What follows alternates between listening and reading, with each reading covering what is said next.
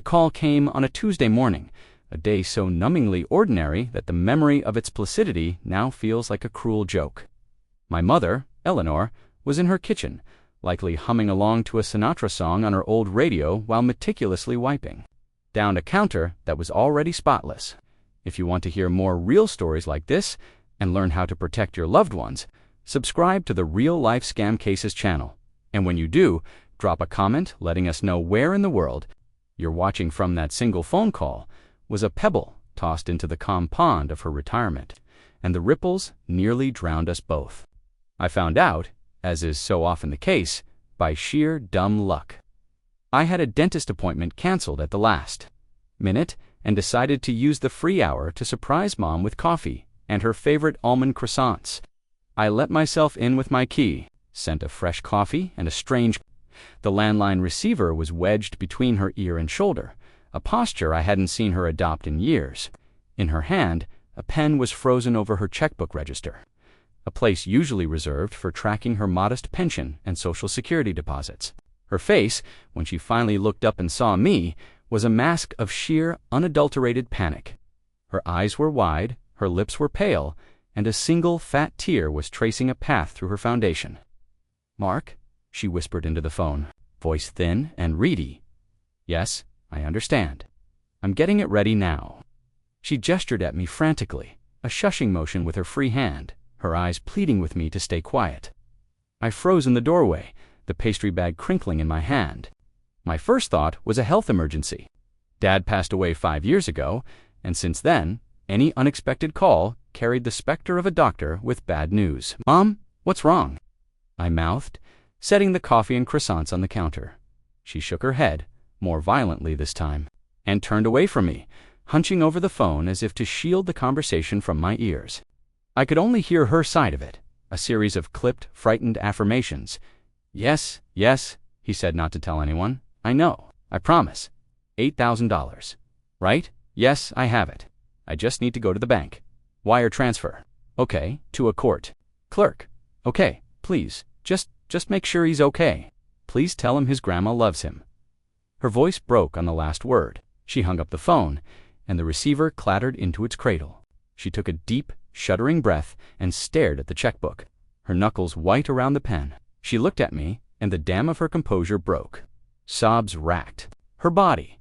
"It's Daniel," she cried, referring to my son, her only grandchild. "He's in trouble, Mark. He's in so much trouble." My heart did a painful lurch.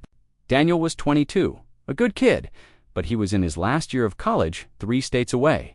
The distance was a constant low-level source of anxiety for all of us. "What happened? Is he hurt?" I asked, my own panic starting to bubble.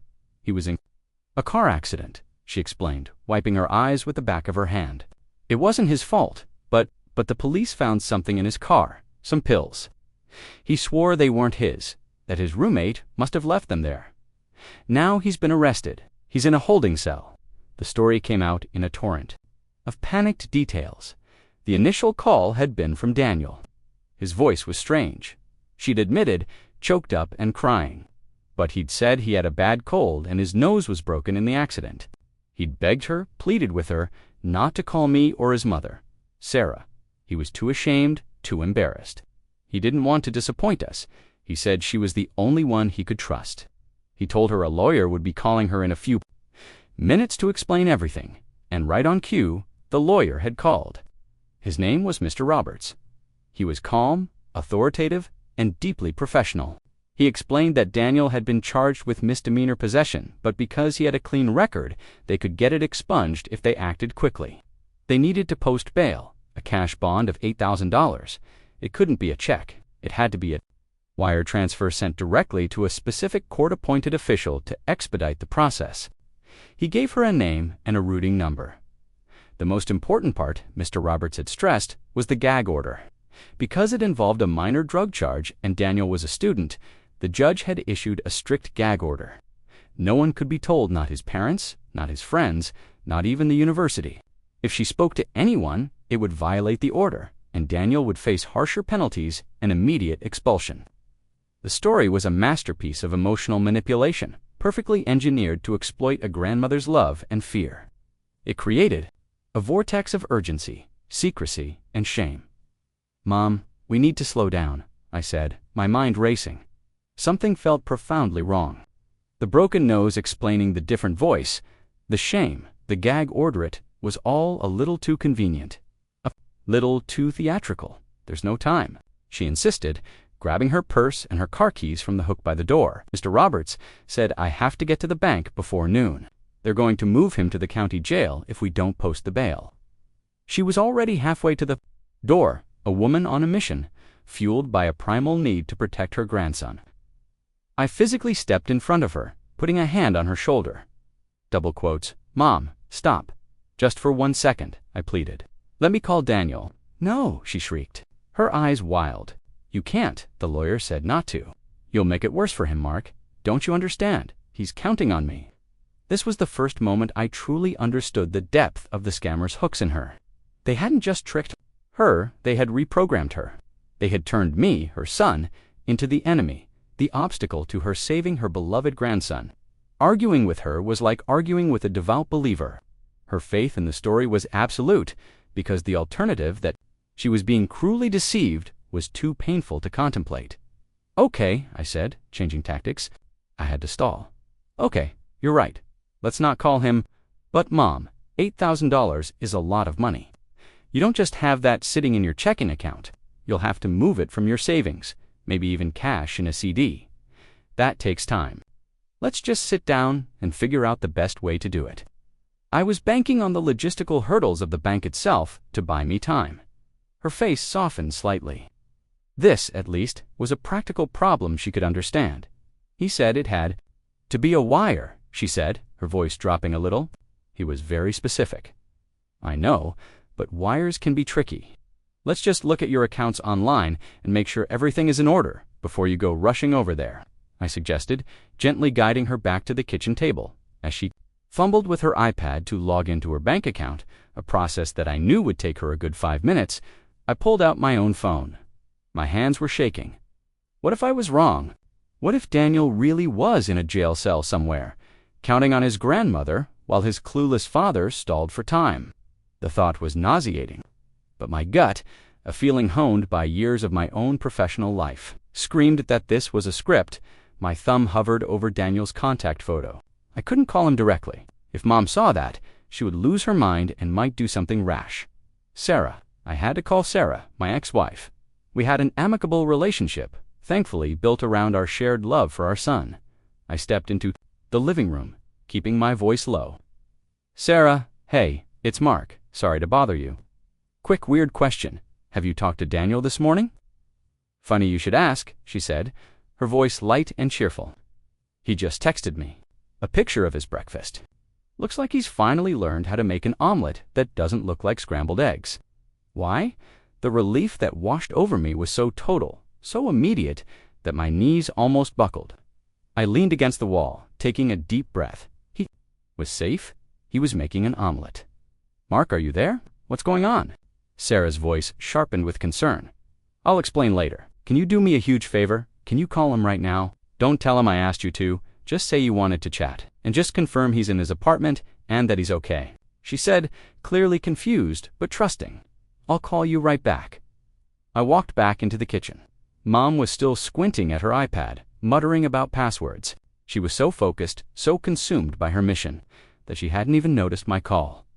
"Okay, Mom," I said, my voice now filled with a confidence I didn't have 5 minutes earlier.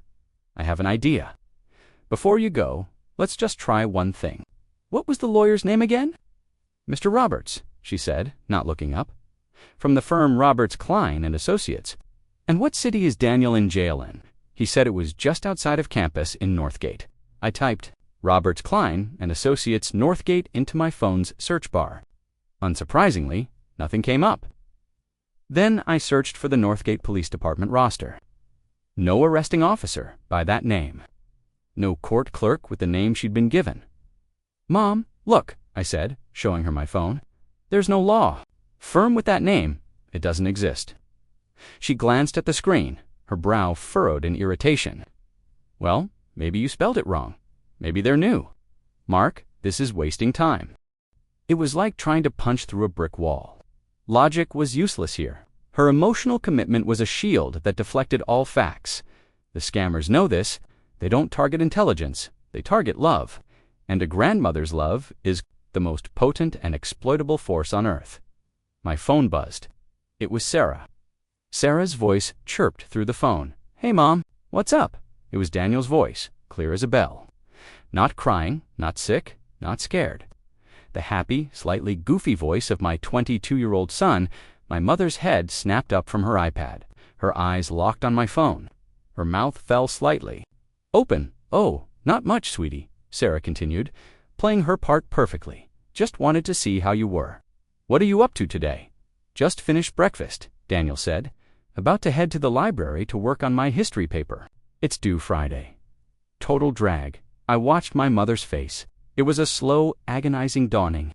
The mask of panic began to crumble, but it wasn't replaced by relief.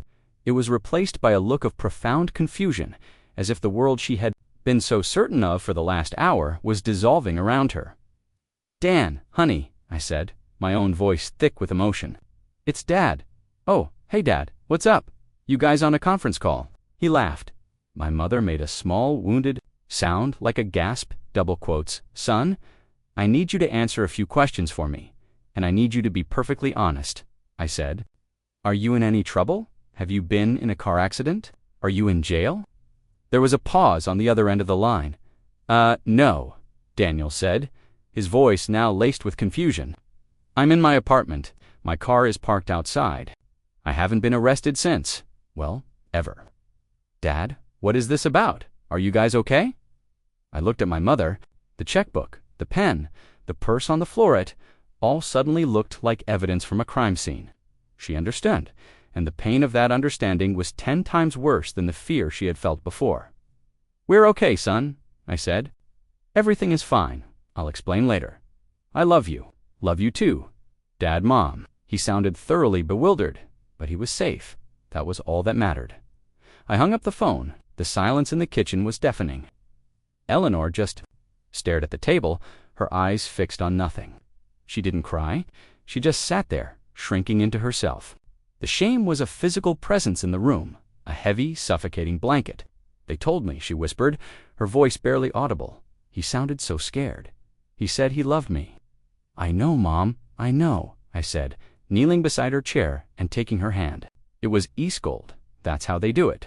They are professionals. This is their job. Just then, the landline rang again.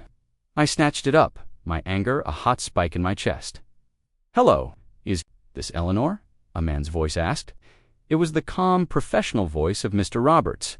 "No, this is her son," I said, my voice dripping with ice. There was a beat of silence. "There seems to be a misunderstanding," he said, his tone unwavering. "I was instructed to only speak with Eleanor, due to the gag order." "Oh, cut the crap," I snarled. "I know who you are and what you're doing. We know Daniel is safe. The scam is over." The professional demeanor vanished instantly. The voice that came back was guttural, laced with a venomous rage. "You stupid old woman," he spat, and I realized he was talking to my mother, who could hear every word. "You had one simple job to do. You're going to regret this. Your grandson is going to rot in that cell because of you." I slammed the phone down, my heart pounding with a fury so intense I felt dizzy. I looked at my mother. That final vicious outburst had done what my logic and my proof could not. It had shattered the illusion completely, revealing the ugly, parasitic monster beneath. She finally broke down, not in fear, but in a storm of humiliation and grief. She wept for the money she almost lost, but more, she wept for her own vulnerability, for the violation of her trust, and for the cruel weaponization of her love. In the hours and days that followed, we pieced everything back together. We reported the call to the police, who took a report but were brutally honest about the chances of catching them. These operations are almost always based overseas, using untraceable VIP numbers and a complex web of money mules to move the funds. The $8,000 would have been wired to a mule's account, immediately withdrawn as cash or converted to cryptocurrency, and then sent out of the country, vanishing without a trace. The bank confirmed that a wire transfer is instantaneous and irreversible. If she had sent it, the money would have been gone forever. The hardest part was the emotional fallout. For weeks, my mother was subdued and withdrawn. She was embarrassed. To talk about it, she felt foolish, a word she used over and over, no matter how many times I told her she was a victim, not a fool. They didn't target you because you're gullible, Mom, I told her one evening. They targeted you because you're a grandmother. They threw a hook into a sea of grandmothers, knowing that love would make them bite. We talked to the real Daniel, who was horrified and furious that his name had been used to terrorize his grandmother. The conversation was painful but necessary. It helped my mother reconnect the real omelet-making Daniel with the phantom. Jailed Daniel the scammers had created, out of this near disaster, we built a new system. We established a family password, a simple, silly word that only she, Daniel, and I would know. If anyone ever calls in a panic asking for money, the first thing she has to do is ask for the password.